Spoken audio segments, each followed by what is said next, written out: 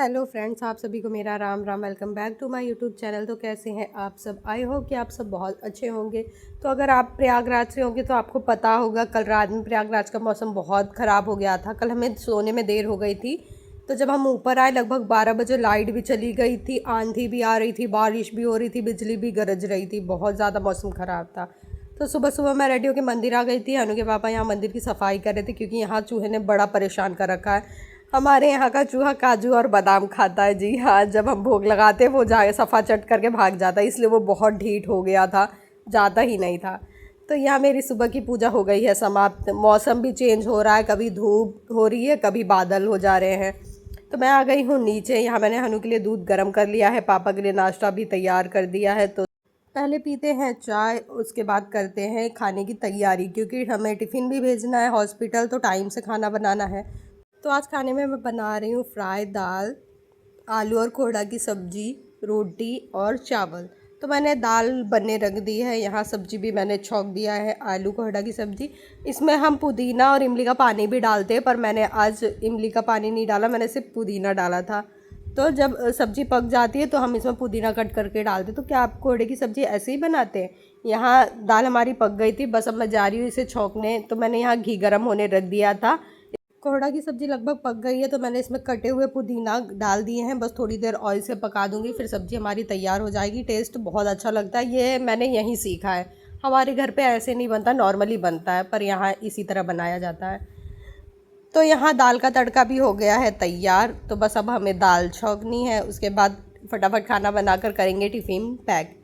तो मैंने दाल फ्राई कर दिया, बस ये उबलने लगे तो मैं इसमें बारीक कटी हुई धनिया डाल दूँगी। यहाँ हमारी आलू कोहड़ा की सब्ज़ी हो गई है तैयार। अब मैं जा रही हूँ चावल चढ़ाने। कुकर में ही मैं चावल चढ़ाऊँगी क्योंकि इसमें तुरंत बन भी जाएगा, बहुत जल्दी हो जाता है काम। यहाँ मैंने बारीक कटे हुए धनिया डाल दिए, यानी कि हमारा दाल हो गया है तैयार। आटा भी मैंने गूँथ लिया है, सारा खाना रेडी हो गया। बस अब मुझे गर्मा गर्म रोटियाँ सेकनी है। टिफ़िन पैक मम्मी कर रही हैं, तो मैं यहाँ पापा के लिए खाना निकाल दी हूँ। पापा आ गए हैं और हनु के पापा भी आ गए हैं। तो रोटियाँ मेरी बन गई हैं, सब खाना भी खा लिए, मम्मी भी खा लिए हैं, क्योंकि मम्मी पापा हॉस्पिटल जाएंगे। तो यहाँ मम्मी पापा जा रहे हैं हॉस्पिटल टिफ़िन लेकर। मम्मी अब आज वहीं रुकेंगी, मतलब शाम को आएंगी। हनु भी रेडी हो गया था, पर बेचारा कोई ले ही नहीं जाता इसे। यहाँ मैं भी खाना खाने बैठ गई हूँ, मुझे भी भूख लगी थी, टाइम भी हो गया था। तो मैंने सोचा पहले खाना खा लूँगी, फिर मैं बाकी के काम करूँगी। पर मेरे खाना खाते ही हनु सो गया। मैंने सोचा था इसे नहलाकर सुलाऊंगी, पर आज ये जल्दी सो गया। तो हनु के पापा अब जा रहे हैं ऑफिस, थोड़ी देर लिए थे, उसके बाद हनु के पापा निकल गया ऑफिस के लिए।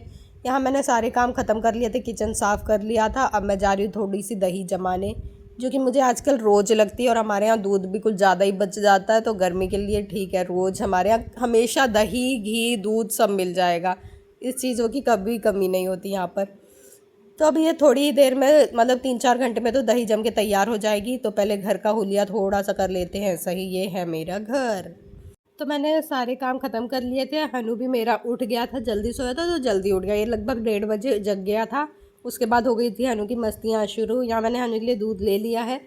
आज देर हो गई, लेकिन मैं हनु को ज़रूर नहलाऊंगी क्योंकि गर्मी बहुत ज़्यादा है और पसीना भी इसे बहुत हुआ था। तो नहा लेगा तो फ्रेश फील करेगा।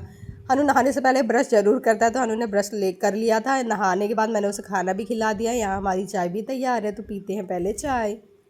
मेरा हनु बेचारा बहुत पढ़ाई करता है, लगभग आधे घंटे से ये पढ़ाई कर रहा है। सिर्फ पेजेस यहाँ वहाँ कर रहा है और कुछ नहीं। लेकिन ये है कि बिज़ी है। हनु को ड्राइंग करना और पढ़ाई करना बहुत पसंद है। बेचारा अभी से इतना पढ़ रहा है, आगे बहुत बड़ा आदमी बनेगा हनु। तो हनु को पढ़ते पढ़ते लग गई थी भूख, तो यहाँ हनु पी रहा है दूध।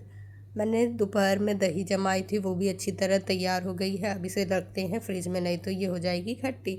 तो अब हम जा रहे हैं ऊपर। हनु मेरा पहले ही चढ़ना शुरू कर दिया। हनु को सीढ़ी पे चढ़ना बहुत पसंद है, ये पहले ही भागता है।